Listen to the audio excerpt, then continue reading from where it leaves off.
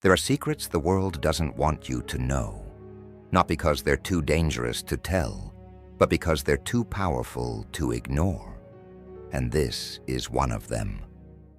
Before we begin, understand one thing. What you are about to hear was not written for comfort. It was written for transformation, because there are truths that only reveal themselves on the margins of human understanding, in the territories where reason meets the abyss, where the symbol becomes flesh, and where ritual becomes the oldest language man has ever spoken. And it was in this place that Aleister Crowley lived. Not as a visitor, as a permanent resident. He was called the Great Beast 6 by those who feared him. By those who understood him, he was called to Megatherion, the great wild beast of the cosmos that carries on its back the weight of all human initiation. Crowley was no ordinary man who studied occultism. He was a complete system of thought, a living framework of magical practice, a consciousness that touched the veils, separating the visible from the invisible and returned to speak of it, even if the world was never ready to hear. And within his vast body of work, within his secret diaries, within the volumes of the AA and the inner chambers of the Ordo Templi Orientis, there was a ritual that was attempted to be suppressed, that was erased from records, that was distorted by his enemies and misinterpreted by his followers, but that never truly disappeared. Because some knowledge is like fire. You can try to smother it, but it always finds oxygen. This ritual has a name that doesn't need to be pronounced aloud. It exists in the silence between words, in the tension you feel in the moment before sleep, in the strange certainty that something greater is operating behind the events of your life. Crowley would call it the great work in its most intimate form, not the transformation of lead into gold, but the transmutation of ordinary consciousness into something that transcends time, ego, and death. To understand why this ritual was attempted to be buried, you first need to understand what Crowley meant by ritual. For most people, ritual is ceremony. It is form without substance. It is repetition without intention. But for Crowley, who had been initiated into the Golden Dawn, who had practiced Abramelin magic, who had received the Book of the Law dictated by the entity known as Aiwass in Cairo in 1904, ritual was technology. It was the most precise of sciences because it operated directly on the only matter that matters, human will. Do what thou wilt shall be the whole of the law. This phrase, misunderstood for generations, is the cornerstone of Crowley's entire philosophical edifice. It is not a license for libertinism. It is a precise instruction. Discover your true will, your deepest purpose, the original design of your soul, and execute it without hesitation, without apology, without concession to collective fears. Because the universe, he said, is structured to respond to authentic will. Not the will of the ego, not superficial desire, but will with a capital W. To the eternal impulse you carry from before you were born. And that was precisely what the ritual sought to access. It was, in essence, a process of unveiling, a magical operation designed to remove, layer by layer, the conditioning, the fears, the false identities, and the unexamined spiritual loyalties that separate the practitioner from their true self. It was, in the language of Thelema, the philosophical and spiritual system that Crowley founded, a method of dissolving the false self so that the real being could emerge, clean and burning like gold in the alchemist's crucible. To understand the depth of this, it is necessary to briefly delve into Crowleyan cosmology. For him, the universe was composed of three main forces that he called Hadith, Nuit, and Ra-Hur-Kuit, concepts taken from ancient Egypt, but reinvented within a completely original philosophical framework. Nuit represents the infinite, space, the field of all possibilities. Hadith is the point, the center, the spark of individual consciousness. Ra-Hur-Kuit is the result of the interaction between these two. Manifestation, action, the force that emerges when the infinite and the particular meet. The ritual that was attempted to be suppressed worked precisely on this triad. It was a three-phase practice corresponding to three states of consciousness: dissolution into infinity, recognition of the self as a point, and the integration of these two poles into a capacity for sovereign action in the world. In alchemical terms, nigredo, albedo, and rubedo. In modern psychological terms, and here it starts to get uncomfortable for certain established powers, it was a systematic methodology for psychic liberation from external social, religious, and mental control. That's where the problems began. Because a person who has gone through this process is not easily controlled. They don't fear death in the conventional way. They don't need external approval. They cannot be manipulated through guilt, fear, or the promise of salvation. In practical terms, they are a sovereign individual, and individual sovereignty is the thing that controls systems, whether religious, political, or financial, fear most. Crowley knew this. He wrote about it, and he paid the price. He was expelled from France. He was vilified by the British press as the wickedest man in the world, a title he adopted with that biting irony that was his trademark. But the campaign to destroy his reputation was also in part a campaign to destroy his work. Because if you can convince the world that a man is monstrous, you can convince the world that his ideas are too. And as for the ritual itself, that was the most specific target. They couldn't destroy all of Crowley's work. There was too much volume, too much scholarship, too many people who already had access to it. But they could bury certain specific documents. They could ensure that the most functional, most technically precise parts of the system remained fragmented, scattered, confused, understandable only to those who already had the complete map. The ritual in question is preserved in fragments in Crowley's writings on the Abramelin working, a medieval text of ceremonial magic that speaks of the process of contacting the holy guardian angel. For Crowley, this was not a literal supernatural event. It was contact with the deepest layer of oneself, with the higher self, with what the Gnostics would call pneuma, with what the Hindus would call Atman. The guardian angel does not come from outside. He comes from within, from an interior so deep that it seems external, because most human beings have never reached it.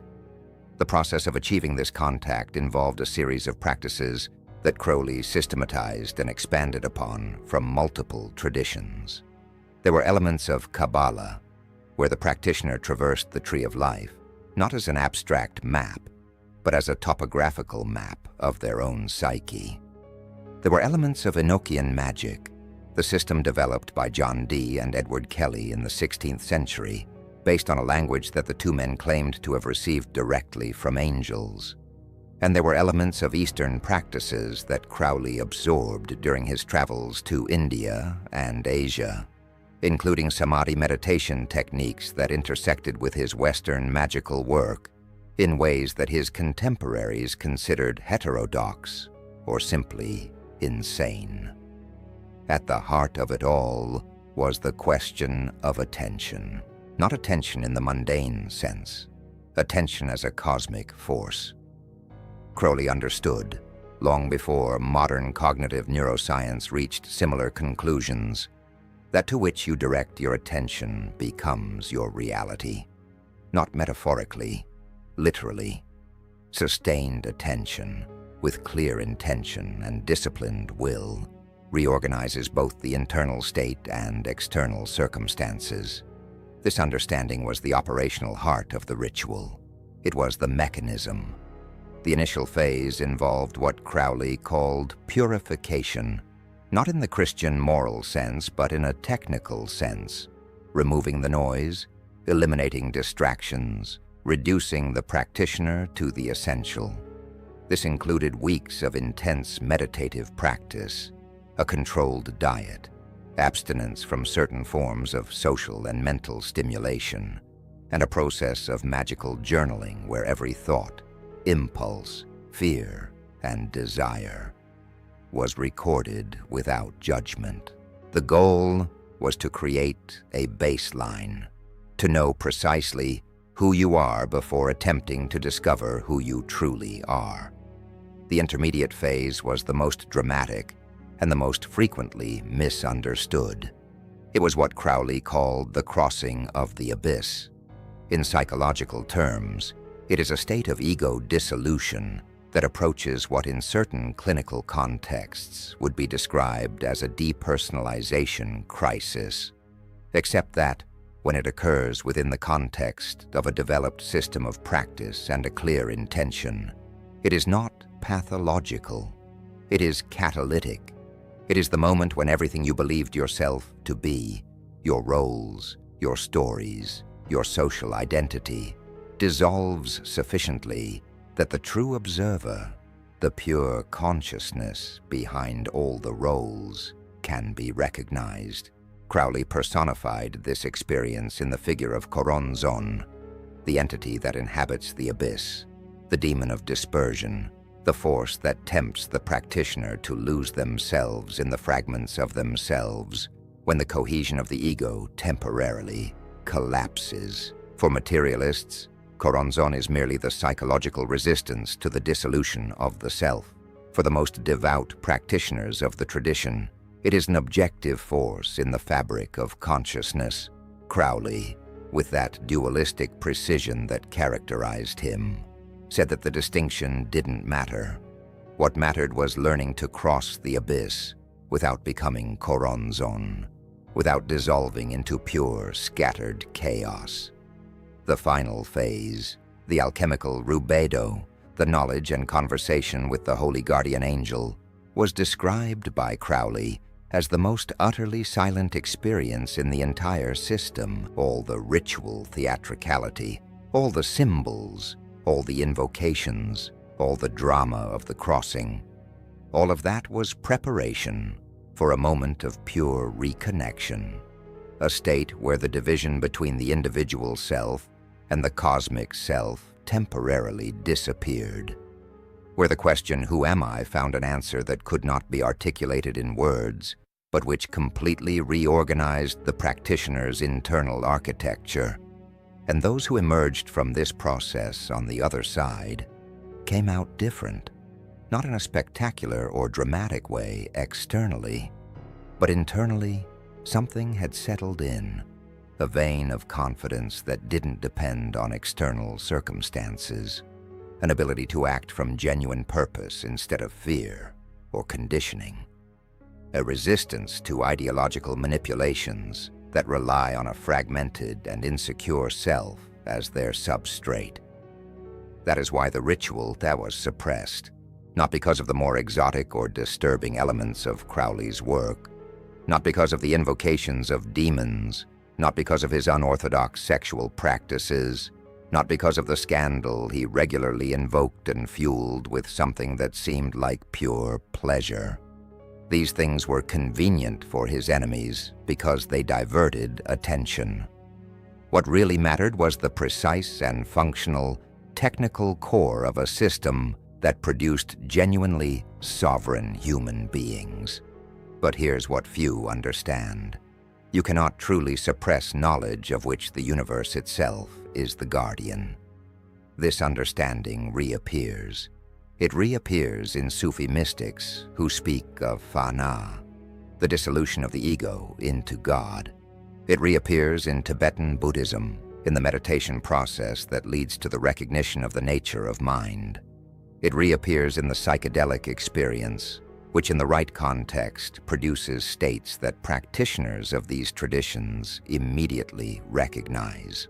It reappears in therapy rooms, where courageous individuals and their equally courageous therapists reach the edges of what conventional psychology can map. It always reappears because it's not knowledge that someone invented. It's a description of a possibility that exists within the structure of consciousness itself. Crowley didn't create the ritual. He mapped a territory that had always been there. This gave him a language, a structure, a technology. But the territory is inherent to who we are. Those who tried to bury this knowledge knew it. That's why the suppression was never total. It was a project of obfuscation, not elimination, to confuse the map so that fewer people would reach the territory. And in many respects, it worked. Crowley's work reached the hands of generations of people who remained stuck on the surface, in the symbols, the dramas, the persona of the provocateur magician, without ever penetrating to the functional core that he had developed with such precision. But the map has always existed, scattered throughout the volumes of Magic in Theory and Practice, in the Book of the Law, in 777 and other Kabbalistic writings, in Liber ABA, in the posthumously published diaries, in the internal A transmissions that leaked to the public over the decades. It was always there for those with eyes configured to see, for those willing to look beyond the scandal, beyond the spectacle, to the precise and coherent system that pulsed beneath it all. And the ritual exists today, not in a secret chamber, not in the hands of a hidden initiatory elite. It exists the moment a human being decides to discover who they truly are. Not who they've been told they are, not who fear has allowed them to be, but who they truly are. At their deepest core, at that level where individual consciousness and universal consciousness meet. It exists the moment true will makes its first claim on someone's life. When the person says no to conditioning and yes to the eternal impulse they've carried since before they had any memory.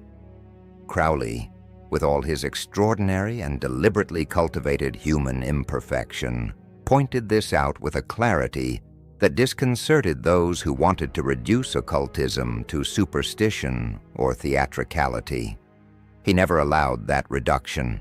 He insisted with that irritating precision that was his intellectual trademark, that what he was describing was science, the highest possible science, because it was the science of being itself. And perhaps that's why you're here now, not by accident. The ritual doesn't begin when you light a candle or open a grimoire. It begins the moment the oldest and most fundamental question of human existence refuses to remain silent. The question Crowley dedicated his entire life to answering, not in words, but in practice. Who are you, really? When everything else is taken away. This question is the ritual, and it was never buried. It never could be, because it predates everything, predates secret orders, predates grimoires, predates Crowley himself. It is as old as consciousness, as alive as the present moment, and as inevitable as the abyss that awaits at the bottom of all honest introspection. They tried to bury this ritual. But you can't bury a forest fire of awakened minds. You can't bury fire with ashes. Fire always finds air, and it always burns more intensely where there was suppression before. The law applies to everyone. Aleister Crowley, Liber Vel Legis,